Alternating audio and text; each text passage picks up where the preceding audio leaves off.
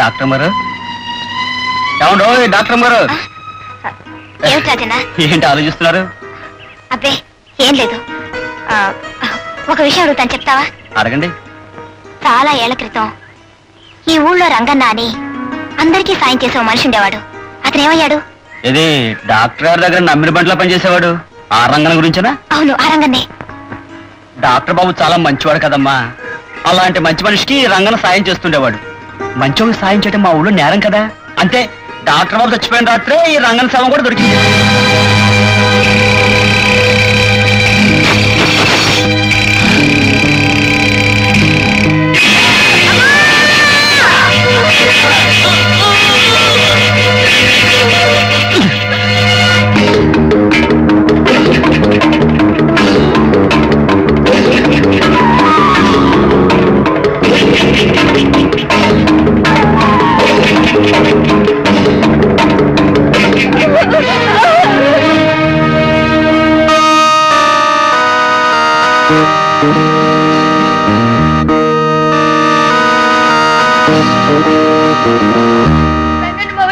ఎవరు వచ్చి మా నాన్న చంపేశారు.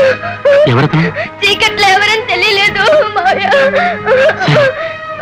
నువ్వు వెళ్ళకూడదమ్మా, నువ్వు నాతో రామ్మా. బాబు, బస్సు ఆపండి, ఆపండి బాబు, ఆపండి. ఏంటయ్యా, ఏం జరిగింది? కండక్టర్ బాబు, ఈ పాపను పట్నంలో ఏ అనాథాశ్రమంలోనూ చేర్పించి పుణ్యం కట్టుకోండి. ఆ దేవుడు మిమ్మల్ని చల్లగా చూస్తాడు. అలాగేనయ్యా, ఈ పాపకేం పర్వాలేదు, నువ్వు వెళ్ళు. అలాగే బాబు. అమ్మా, వెళ్ళొస్తాను. అలాగే శాంతమ్మ, జాగ్రత్తగా వెళ్ళమ్మా, జాగ్రత్తగా వెళ్ళరా.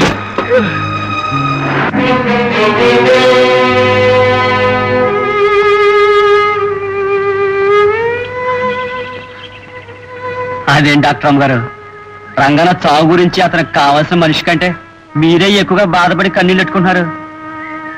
అతనికి కావాల్సిన మనిషా? ఎవరు? కన్న కొడుకు. చాలా కావాల్సిన వాడే కదండి. రంగన్న కన్న కొడుకా? ఏడి, ఎక్కడున్నాడు? మీ ముందే ఉన్నాడమ్మా. అంటే నేనే. నువ్వు రంగన్న కొడుకువా? అవునమ్మా.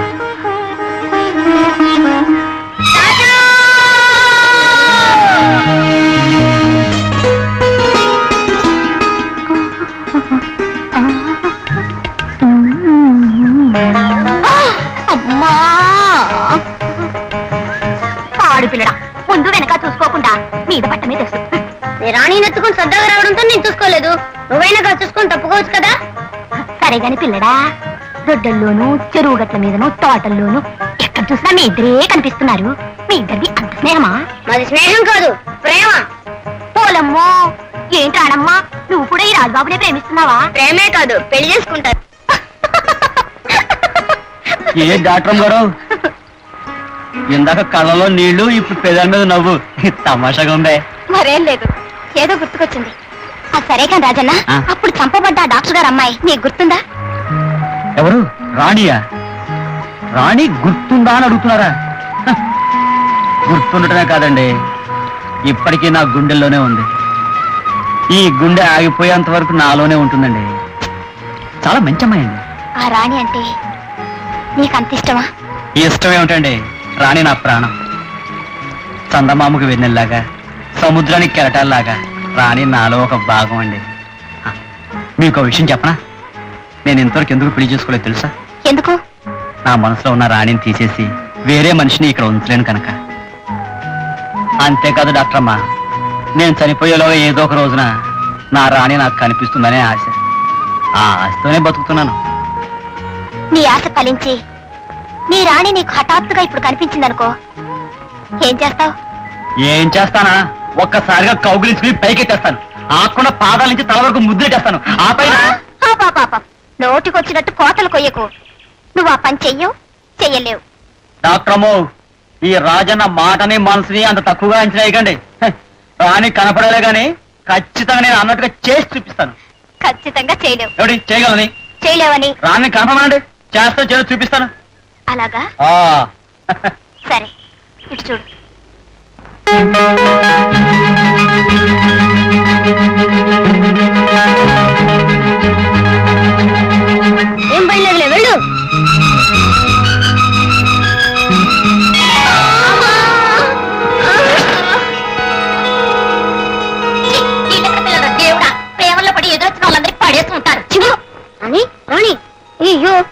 ఈ దెబ్బతో ఈ రక్తం వస్తుందే. దెబ్బ మానిపోయినా మచ్చ ఉంటుంది. ఆ మచ్చను చేయడప్పుడల్లా నీకు నేను గుర్తొస్తూ ఉంటాను. అంతేకాదు రాజు, నేను ఎంత పెద్దదానైనా ఈ మచ్చ చూడగానే నీకు నేను గుర్తు రావాలి.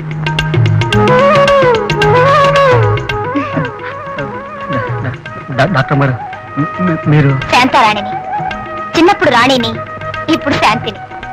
మీరు నేను అది సరే కాని నీ రాణి కనిపిస్తే ఏమిటేమిటో చేసేస్తానని పెద్ద మునగాళ్ళ ఛాలెంజ్ చేసావు కదా, ఏవి? ఏం చేస్తానా, ఒక్కసారిగా కౌగిలించుకుని పైకి ఎత్తేస్తాను. ఆకుండా పాదాల నుంచి తల వరకు ముద్దుల మీద ముద్దులు పెట్టేస్తాను. ఆ పైన ఏమిటి బెల్లం కొట్టిన రాయనాల చూస్తూ నిలబడ్డావు? ఏమైంది నీ సవాల్? డాక్టర్ గారు బాబోయ్,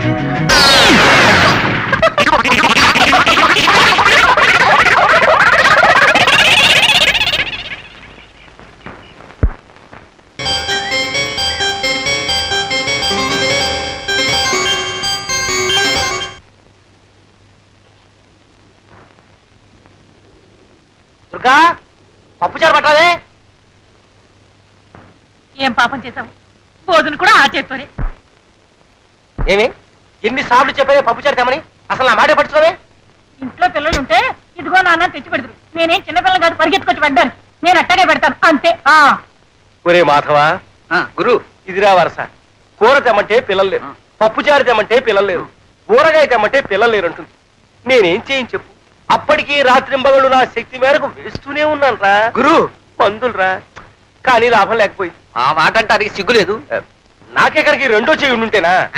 ఉంటే నీ పక్కన కూర్చొని ఫోన్ చేయడం నాది బుద్ధి తక్కువ. ఆ కంతం తీసుకుని అవతలకి తగాడు. అప్పుడు అది చెప్పు వెధవా. ఈ మందు 3 పూటలు వేసుకుంటే జ్వరం తగ్గిపోతుంది. అలాగేనమ్మా. డాక్టర్ అమ్మ గారు. ఏమిటి బాబు? రాజానికి జ్వరం వచ్చింది, కదలేకపోతున్నాడు. అలాగా? పద.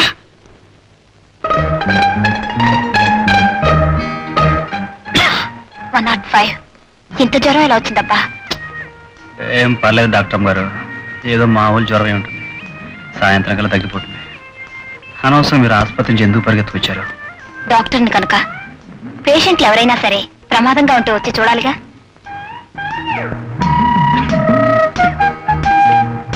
ఒక ఇంజెక్షన్ ఇచ్చేస్తే. అయ్య బాబోయ్, సూది మందా? నాకొద్దు బాబు. వద్దంటే ఈ జ్వరం కాస్త టైఫాయిడ్లోకి దింపుతుంది. అప్పుడు 2 వారాలు మంచం దిక్కుండా ఉండాలి. 2 వారాలు కాదు కదా, 2 ఏళ్ళు అయినా సరే మంచం మీద పడి ఉంటానేమో కానీ ఈ సూది మందు మాత్రం వద్దు బాబు, నాకు భలే భయం. ఈ పల్లెటూరికి మొదగాడివి కదా, సూదికి భయపడతావేంటి చిన్నపిల్లలాగా? కర్ర ఎత్తుకొచ్చినా కత్తి పట్టుకొచ్చినా నాకేం భయం లేదు, కానీ ఈ సూది మందు అంటే మాత్రం నాకు చచ్చింది భయం. డాక్టర్మా ఈ సూది మందు వద్దు కానీ ఏదైనా మాత్రం ఉంటేవా? ఏం లాభం లేదు, ఈ జ్వరానికి ఇంజెక్షన్ ఇవ్వక తప్పదు. డాక్టర్ ఏం లాభం లేదు. ఏమిటి అరుపులు? ఇంకా సూది గుర్తుందే? ఇంకా గుర్తులేదా?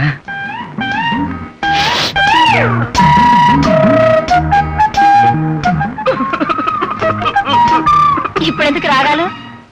సూది తీసేశానుగా.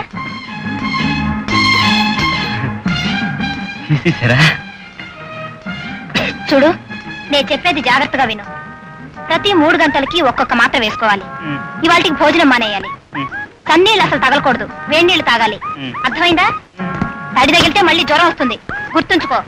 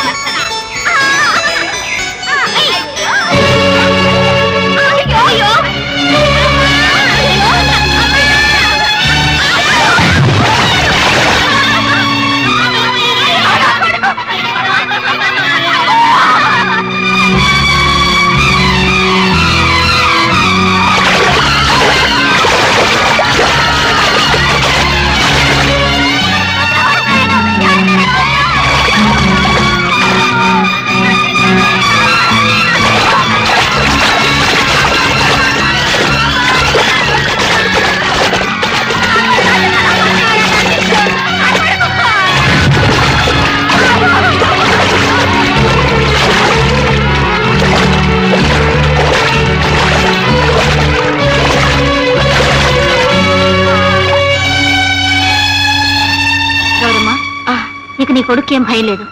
ఇక నుంచైనా పిల్లల్ని జాగ్రత్తగా చూస్తా. అలాగే తల్లి, అలాగే. రాజన్ బాబు, సమయానికి నువ్వే దేవుళ్ళ రాకపోతే నా ఒక్కగానొక్క బిడ్డను పోగొట్టుకుని బ్రతుకంతా కడుపు కోతతో ఏడుస్తూ ఉండేదాన్ని. దాందే ఉందిలేమ్మా, బాబుకేం పర్వాలేదు కదా.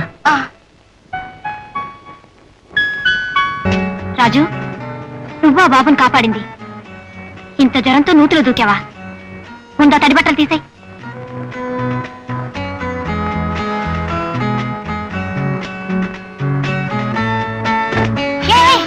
మతిలేదు, మళ్ళీ ఆ తడిసిందే కట్టుకుంటావా?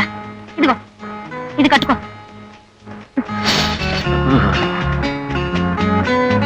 రాజు, నువ్వు ఆ బిడ్డను రక్షించడానికి అంత సాహసం చేశావు కదా, దురదృష్టవశాత్తు నీకు ఏదైనా ప్రమాదం జరిగితే? చూడు డాక్టరమ్మా, నేను ఒక అనాథను. నేను బతికితే ఆనందించేవాళ్ళు, చస్తే ఏడ్చేవాళ్ళు ఎవ్వరు లేరు. కానీ ఆ పసివాడు బతకడం వల్ల ఆ తల్లి ఎంత ఆనందించింది. నిజమా కదా? మానవ సేవే మాధవ సేవ అనే పరమార్థంతో డాక్టర్ చదువులు చదువుతున్నారు ఎంతో మంది. కానీ డాక్టర్ అయిన తర్వాత ఆ పరమార్థం మర్చిపోయి వృత్తినే వ్యాపారంగా మార్చేస్తున్నారు చాలా మంది డాక్టర్లు. కానీ ఏ చదువులు లేకుండా ఈ మనుషులకు సేవ చేయాలనే నీ తపన చూస్తుంటే నువ్వెంతో గొప్పవాడు అనిపిస్తుంది. ఊరుకో డాక్టరమ్మా, నువ్వు మరి పెద్ద మాటలు చెప్పేస్తున్నావు. నాకేం అర్థం కావట్లేదు. సరే గాని పూర్తిగా తడిచిపోయావు. జ్వరం తిరిగి రాకుండా ఈ మాత్రలు వేసుకో. ఒక సూది మందు కాకుండా ఎన్ని సీసాల మాత్రలు ఇచ్చా మింగేస్తాను డాక్టరమ్మా. సరే రాజు, చిన్నప్పుడు నన్ను ఎంతో అభిమానంగాను ప్రేమగాను రాణి రాణి అని పిలిచేవాడివి. ఇప్పుడు ఆ పిలుపు మానేసి డాక్టర్ అమ్మ అంటావే? అది సరే, నీకు రాణి అన్న పిలుపు కంటే డాక్టర్ అమ్మ అన్న పిలిపే నిజంగా బాగుంటే అలాగే పిలు. చిన్నప్పుడు చందమామ రావే, జాబిలి రావే అని పిలుస్తాం.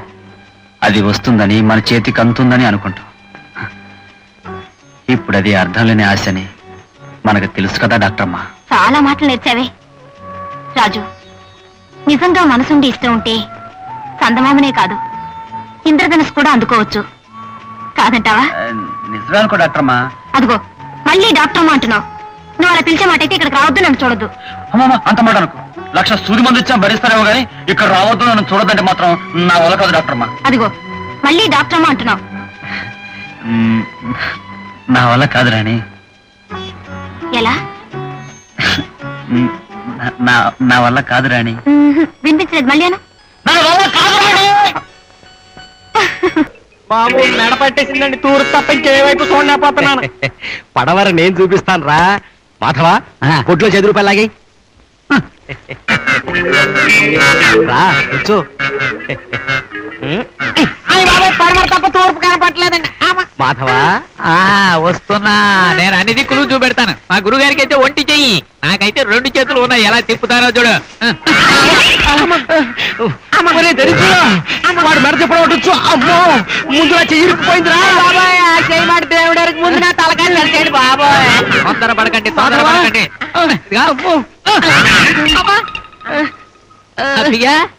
అసలు ఇంత భయంకరంగా నీ మెడ ఎలా పెరిగిపోయిందిరా? మా ఆవిడ కొట్టిందండి, అప్పటి నుండి ఎలా ఉండిపోయింది. అదిగో మీ ఆవిడ. చూసారా గురువు గారు, నాటు వైద్యం అన్న తర్వాత కొంచెం తెలివిగా ఉంది. ఏడ్చావులే, నువ్వు నాకు వైద్య పాఠాలు చెప్పక్కర్లేదు. బ్యాగ్ ఇవ్వు. నేనేమన్నా? ఇవ్వు.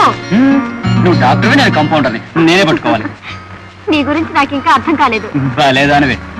ఆ మాటకొస్తే నా గురించి నాకే అర్థం కాలేదు, ఇక నీకేం అర్థం అవుద్ది? నా యాల్ది డాక్టర్ అమ్మకి వైద్యం చేయడమే తెలుసు అనుకున్నాను రా. ఈ రాజుగారిని వెంటేసుకుని తిరగడం చూస్తుంటే ఇంకా చాలా చాలా విద్యలు తెలిసిన అనిపిస్తుందిరా. మనకి నేర్పుద్దేమో అడుగుతావాడురా.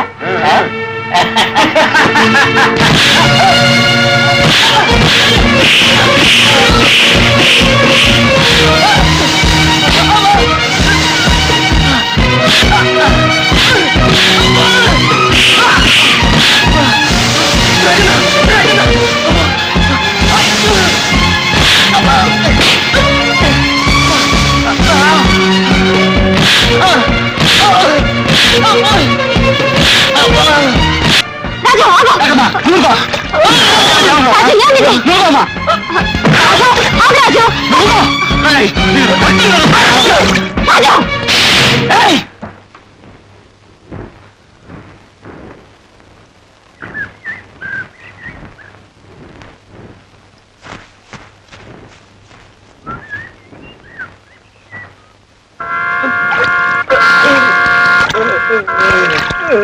for more videos, Please subscribe to iDream. Please subscribe to iDream. Please subscribe iDream. And please subscribe to iDream. For more videos, subscribe to iDream. please like, share, and subscribe to the channel. Congratulations, iDream. Subscribe to iDream. Subscribe to iDream. So subscribe to iDream Media. iDream ki iDream team అందరికి huge congratulations. Please subscribe iDream Media. Please subscribe to iDream. Subscribe iDream. Please subscribe to iDream. iDream అంటే నా కళల ఛానల్ను subscribe చేసుకున్న నోరు తిరుగుతలేదు మీరైతే గంట గుర్తు కొట్టండి. For more such videos, please subscribe to iDream.